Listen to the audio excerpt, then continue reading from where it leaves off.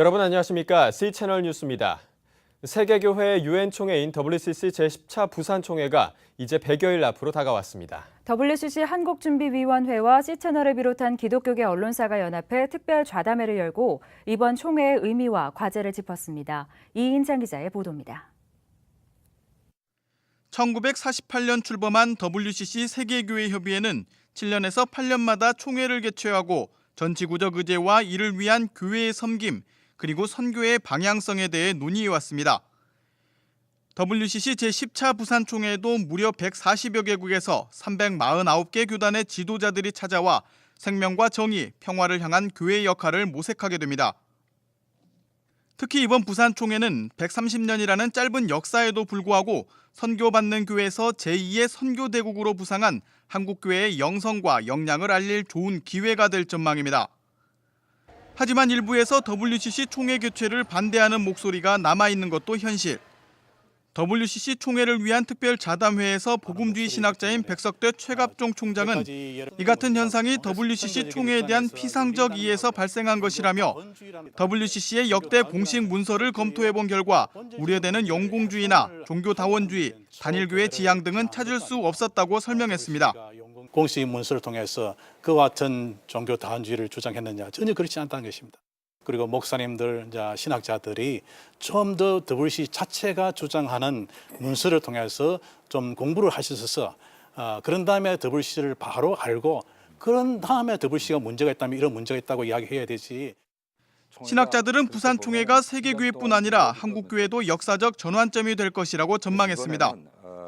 감리교 신학대학교 박종천 총장은 한국교회 안에 존재하는 복음주의권과 에큐메니컬권의 분열을 종식하고 복음 전파와 사회 선교라는 큰 틀 안에서 함께 지평을 넓혀가야 한다고 제안했습니다.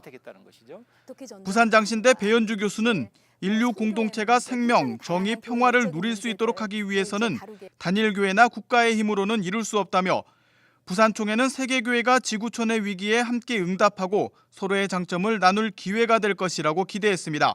이 부산총회에서는 우리 한국교회의 이런 순수한 복음적인 신앙과 또 한국교회가 앞으로 품어야 할 에큐메니칼, 이 에큐메니칼이라는 말은 하나님의 한 집안이다 그런 말입니다. 그러니까 우리가 너무 좁은 이 울타리에 갇혀있지 말고 교파주의를 홀훌 벗고 연합과 일치를 이루면서 세계교회의 굉장히 우리의 그 강한 전통과 강점을 나눴으면 좋겠다는 생각을 합니다. 그리고 또 한편은 또 우리가 세계교회로부터 겸허하게 경청하고 배워야 될 것이 너무너무 많이 있습니다.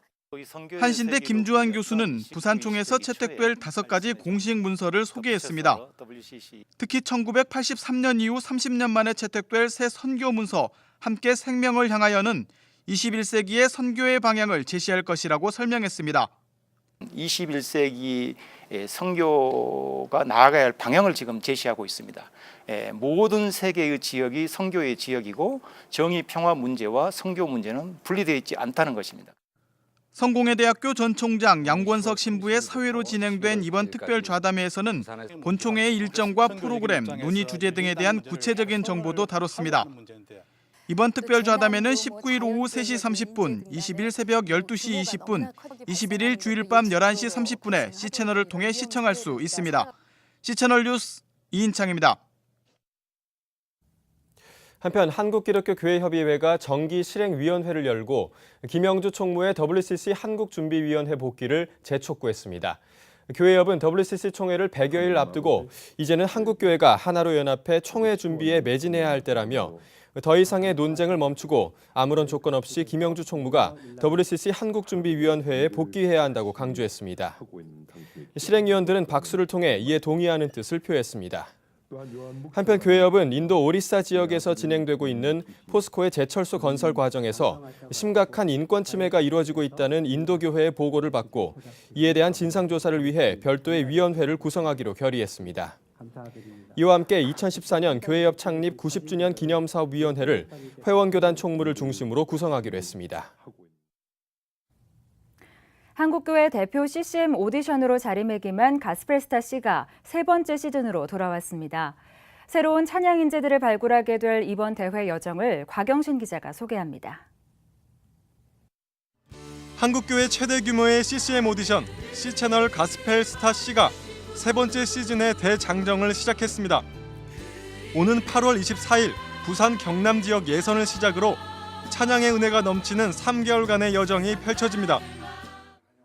C채널은 가스펠 스타 C를 통해 새로운 찬양 사역자를 발굴하고 한국교회의 찬양 문화를 활성화시키는 사명을 감당할 것이라며 한층 더 발전한 시즌3로 수준 높은 기독교 문화를 일구어내겠다고 전했습니다. 우리나라 전국 방방곡곡에 있는 교회의 찬양 사역자들에게 힘을 주고 용기를 주고 또 그들을 길러서 한국교회 부흥과 발전을 이끌어갈 수 있도록 하기 위해서 이 가스펠 스타 C라는 전국 6개 주요 도시 지역 예선을 통과한 참가자들은 전문 CCM 사역자들로 구성된 5명의 멘토들과 함께 2박 3일간 멘토링 캠프에 참여하게 됩니다. 이곳에서 원포인트 레슨과 말씀 훈련 등을 통해 영적, 음악적으로 성장하는 기회를 갖고 마지막 날 본선에 진출할 2차 예선을 치릅니다.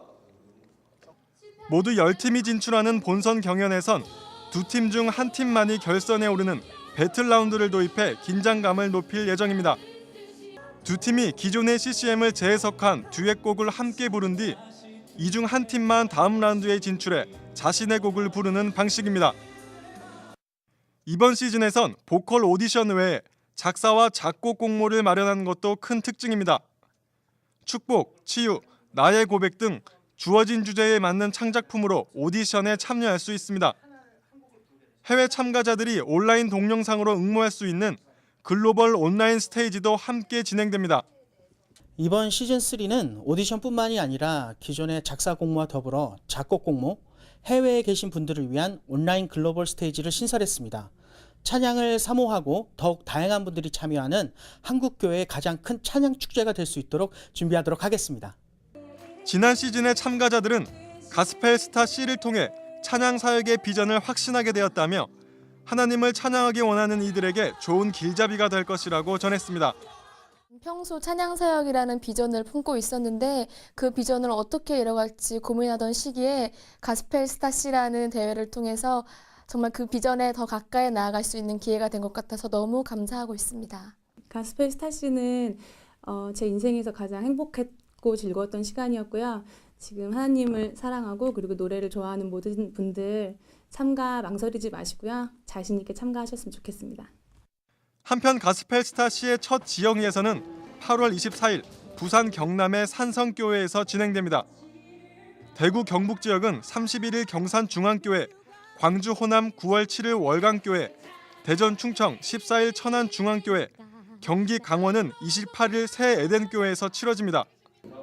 서울에서는 10월 4일부터 5일까지 이틀간 해오름교회에서 진행되며 2차 예선을 거친 후 11월 29일 명성교회에서 대망의 결선이 치러질 예정입니다. 한국교회 CCM 오디션에 새바람을 몰고 온 가스펠 스타 C가 새로운 여정에 닻을 올렸습니다. 은혜로운 찬양을 통해 쓰임받기 원하는 예비 사역자들의 용기 있는 꿈이 이루어지길 기대합니다. C채널 뉴스 곽영신입니다. 후보 순번제에 따라 대표회장을 선출하고 있는 한국교회 연합이 가장 규모가 큰 교단에 해당하는 가군의 기준을 낮추는 정관 개정안을 심의했습니다. 한국교회 연합은 18일 임원회를 열고 선거관리 규정의 후보 순번제 중 가군의 기준이 되는 5,000교회 초과 교단을 3,500교회 초과 교단으로 개정하기로 했습니다. 또 선거관리위원장을 선거관리위원회에서 선임하도록 한 현행 규정을 직전 대표회장이 맡도록 변경하는 내용도 심의했습니다. 임원회는 심의한 정관 개정안을 다음 실행위원회에서 다루기로 하고 대표회장에게 실행의 날짜와 장소를 일임했습니다. 한편 임원회는 오는 8월 14일 한국교회 100주년 기념관에서 위안부 할머니 돕기 행사와 함께 광복 제68주년 및 건국 65주년 기념 예배를 드리기로 결정했습니다. 러시아의 비밀경찰이 시베리아에서 떠돌던 탈북 노동자들을 도운 한국인 목사를 최근 추방한 것으로 알려졌습니다. 자유아시아 방송에 따르면 러시아 하바로프스크 지방에서 선교 활동을 하던 이유복 목사가 벌목장을 이탈한 탈북 노동자를 도왔다는 이유로 추방 명령을 받은 것으로 전해졌습니다. 이 목사는 자유아시아 방송과의 인터뷰에서 러시아 정부가 탈북자들을 도와주는 것을 정치적인 문제로 보고 있다며 간첩 혐의로 추방돼 5년 동안 러시아에 들어가지 못하게 됐다고 밝혔습니다. 이 목사에게 도움을 받았던 한 탈북자는 이 목사가 임금을 제대로 받지 못해 떠돌던 탈북 벌목공들에게 일자리도 소개해주고 밥도 지어주었다며 간첩 혐의로 추방된 것에 대해 안타까움을 표시했습니다. 한편 이 목사는 러시아에 10여 년 동안 머물며 현지 장애인들과 고아들을 도와주는 사역을 해 러시아인들로부터 좋은 평가를 받아온 것으로 알려졌으며 하바로프스크 주 정부로부터 여러 번 감사패도 받은 것으로 전해졌습니다. 영국에서 동성결혼 합법화 법안이 통과됐습니다. 현지 교회는 반발하고 있는 것으로 전해지고 있습니다. 지난 17일 잉글랜드와 웨일스에서는 동성 간 결혼을 합법적으로 인정하는 법안이 통과됐으며 엘리자베스 영국 여왕은 이 법안에 공식 서명한 것으로 알려졌습니다. 법안의 통과로 이르면 내년 여름부터 동성 커플이 합법적인 부부로 인정받고 민간이나 종교기관에서 결혼식을 올릴 수 있게 됐습니다. 그러나 그동안 동성 결혼에 반대해왔던 성공회교회에서 결혼식을 올리는 것은 금지되고 스코틀랜드와 북아일랜드는 동성 결혼 허용 지역에서 제외됐습니다. 영국에서는 지난 2005년부터 동성 커플에게도 결혼한 부부와 동등한 권리를 부여하는 동반자 관계 제도를 시행해왔으며 현재까지 동반자 관계를 맺은 커플은 5만여 쌍에 이르는 것으로 알려졌습니다. 시리아 내전으로 발생하고 있는 난민 문제가 지난 1994년에 르완다 대학살 이후 최악의 난민 사태로 확대되고 있다는 주장이 제기됐습니다. 유엔 난민기구의 안토니오 구테레스 최고 대표는 유엔 안전보장이사회에서 현재 시리아 국민 180만 명이 인근 국가의 난민으로 등록돼 있다면서 이는 르완다 대학살 이후 최악의 상황이라고 밝혔습니다. 유엔에 따르면 올 들어 시리아에서 매일 6천여 명의 사람들이 레바논과 요르단, 이라크 등 국외로 빠져나가고 있는 것으로 전해졌습니다.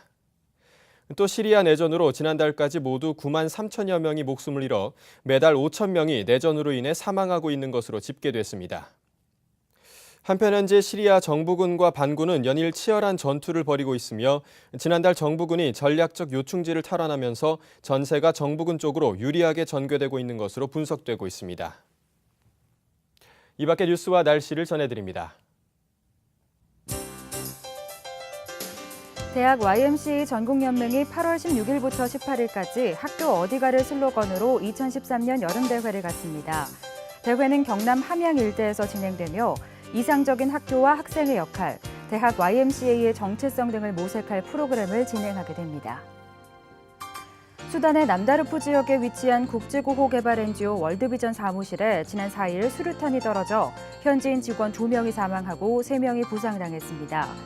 월드비전은 이 지역 긴급 구호 사업을 잠정 중단하고 피해 정도를 파악하고 있으며 안전이 확보되는 대로 활동 재개 여부를 결정할 예정입니다. WCC 총회 한국준비위원회가 부산 총회 D100일을 맞아 확대 상임위원회를 개최합니다. 22일 서울 종교교회에서 열릴 상임위원회에는 확대 재구성된 상임위원 128명이 초청된 가운데 감사 예배와 사업보고, 코이노니아의 시간을 갖게 됩니다. 복음주의 신학교로 명망 있는 미국 풀러 신학교가 15일 총장 성명을 발표하고 동성애 학생 클럽을 공식 허용해 논란입니다. 클럽 명칭은 원테이블로, 풀러 신학교가 클럽을 허용한 데 대해 유력 언론들의 보도가 잇따르고 있습니다. 날씨입니다. 장마전선이 북한 지역에 머물면서 전국적으로 구름만 많은 가운데 일시적으로 소강 상태에 들겠습니다. 평년보다 일주일이나 일찍 시작된 장마가 한 달 넘게 이어지고 있는데요. 적어도 다음 주 중반까지는 장맛비가 내릴 것으로 보여 장마가 끝날 때까지는 시간이 조금 더 걸리겠습니다. 아침 기온은 서울, 대전 24도를 기록하겠습니다. 낮 최고 기온은 서울 30도, 대구 34도까지 오르겠습니다. 바다의 물결은 전해상에서 0.5에서 2m로 일겠습니다. 주간 날씨입니다. 토요일에는 수도권과 영서 지역에 다시 비가 내리겠고 주일부터는 장마 전선이 활성화되겠습니다. 뉴스를 마칩니다. 시청해주신 여러분 고맙습니다.